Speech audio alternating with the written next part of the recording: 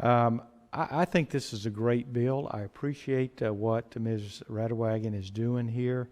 Ms. Radewagen is a freshman, but has made a huge impact in Washington, all the way from American Samoa, and a positive impact, okay? Not only for American Samoa, but also the island community. And this is just another great example of what Ms. Radewagen has done, and we look forward to her continued efforts, and also the way she works with other Asian and the other island communities as well is so much appreciated. So we certainly thank her for all she's done. I would first like to thank you, Chairman Fleming and Ranking Member Huffman, for holding this hearing to examine H.R. 4576, the Ensuring Access to Pacific Fisheries Act. I'd also like to thank my colleague, Representative Don Young from Alaska, who, as you know, serves as the chairman of Indian, Insular, and Alaska Native Affairs Subcommittee, and is a longtime champion for our nation's fishing community, for his assistance in drafting this important legislation, as well as the committee staff who worked long hours to get us here today. As you may know, the Western Pacific Regional Fishery Management Council is one of 8 regional fishery management councils established under the Magnuson Fishery Conservation and Management Act of 1976, which was amended in 1996 to prevent overfishing, minimize bycatch, and protect fish stocks and habitat, and is now called the Magnuson-Stevens Fishery Conservation and Management Act, MSA. During the past 40 years, the Council has served as the principal broker for balancing the policies of local, national, and international fishery management with federal policies. The Council has performed its duties while keeping in mind the customs and needs of fishing communities and seafood consumers in Hawaii and the U.S. Pacific Island territories. The Western Pacific Fishery Council has drawn heavily from the Pacific Island way of doing things and blended it with contemporary science in order to ensure healthy fish stocks while considering the communities it serves, and I want to thank them for the work they do. The management tools advanced by the Council have included limited entry, the banning of non-selective drift nets, the banning of deep-sea trawl nets, the use of the vessel monitoring system, the management of highly migratory schools of tuna, and the use of circle hooks, and other techniques to reduce bycatch and interactions with sea turtles, seabirds, and marine mammals.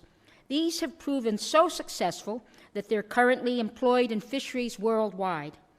Since its inception, the Council's accomplishments have run the gamut from being the first fishery management council in the nation to prohibit drift gillnet fishing, to developing an ecosystem-based fishery management plan, to pioneering the Vessel Monitoring System, or VMS, for fishing vessels, which is now being implemented in fisheries worldwide. With their continued assistance, I know that we can ensure the continued and sustainable supply of fish to consumers, which is so vital to the local island economies. I want to send out a special talofa to Seuta'atia Kitty Simons, whom I have known for many years, going all the way back to her time working for Senator Hiram Fong. Both he and Senator Spark Matsunaga, in the spirit of bipartisanship, attended my wedding. So I'd like to thank Executive Director Simons for taking time from her busy schedule to testify before the committee today. Many of you already know Ms. Simons, who has served as the Council's Executive Director for many years now, almost 40, I think, and has been a tireless advocate for the people of the Pacific Island territories and their fishing communities.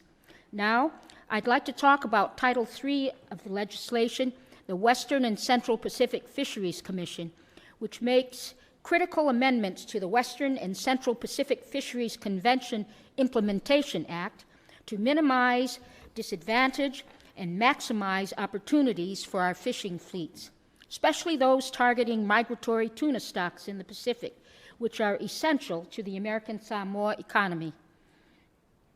Title III also aims to ensure access to traditional fishing grounds by requiring such grounds to be considered in any formal stance taken by United States commissioners at the WCPFC. Over the past several years, under the guise of national monument designations, the administration has closed off large swaths of the Pacific Ocean, which have been used as traditional fishing grounds of the people of American Samoa for centuries, and long before any formal relations with the United States. It has been my experience that the best stewards of natural resources are those who utilize them to make a living, and that is exactly what the people of the island territories have done for many years. Now, access is being limited, with possible further reductions in the future, despite the fact that scientific evidence has shown that current conservation measures are working and Big Eye stocks are recovering. For example, in 2014, commercial fishing of Big Eye tuna generated $88 million in revenue, while under WCPFC jurisdiction. Furthermore, in November of 2014, the science provider to the WCPFC evaluated current conservation and management measures for the Big Eye fishery, concluding that provided the recent recruitment levels for Big Eye tuna continue, the fishery would be removing approximately the maximum sustainable yield. Therefore, to implement further conservation measures at this time would be both unnecessary and taxing to the local economies that depend heavily on the continued production from their local fisheries. I too would like to welcome the panel. Thank you very much for your testimony. I particularly want to mention Mr. Brian Hallman, the ATA Executive Director. He spent his entire career working on regional fisheries management, and the level of expertise he brings to the table cannot be overstated, and I wanted to thank you for being here today, Brian. Many of the ATA's fleet utilize American Samoa as a base of operations, and they're always an integral part of our local economy. And American Samoa are surrounded by ocean, so fisheries is very, very important to us, most important to American Samoa because of the two canneries there. And they depend on the fishing of the tuna fleet to provide fish to the canneries so that the people have jobs in American Samoa. Unlike Guam and the CNMI, their economies are much larger, so they do not depend as much on fisheries. In Hawaii, though, as you know, we're in the middle of the Pacific Ocean. Fisheries are very, very important, not just commercially, but also culturally and for subsistence. And you mentioned the monuments earlier. All of the marine monuments of the United States are in our jurisdiction, our 1.5 million square miles. So reducing the areas for our fishermen to fish, and I'm talking about both the longliners and the tuna fleet, was reduced a year and a half ago. We understand that there are moves to expand these closures, and we hope that the committee will not look very kindly on any expansion of monuments, not only in the Pacific, but elsewhere, unless something is based on science. We understand symbolism, but that doesn't feed our people or provide jobs for retailers, wholesalers, all of the people connected and businesses connected with our fishing industry. Thank you, Ms. Simons. Mr. Hallman, how important is this legislation to American Samoa?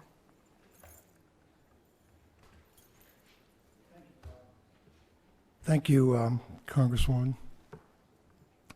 Very important to American Samoa. It is, as you well know, the tuna industry represents some 80%, I believe, of the private economy in American Samoa. And it is important for the canneries there that employ people and also for the tuna boats that operate out of American Samoa. About half of the U.S. fleet does operate out of American Samoa, using that as a home base. And the contribution those boats make to the economy in terms of fuel, supplies, restaurants, hotels, everything is probably in the order of $50, $60 million a year. So in addition to the canneries, there is that.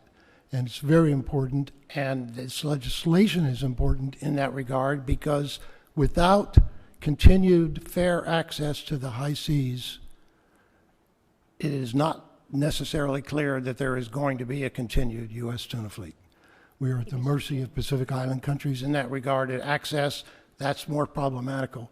But the one thing in the WCPFC can do for us is to ensure that high seas, and that is important to the survival economically, I believe, of American Samoa.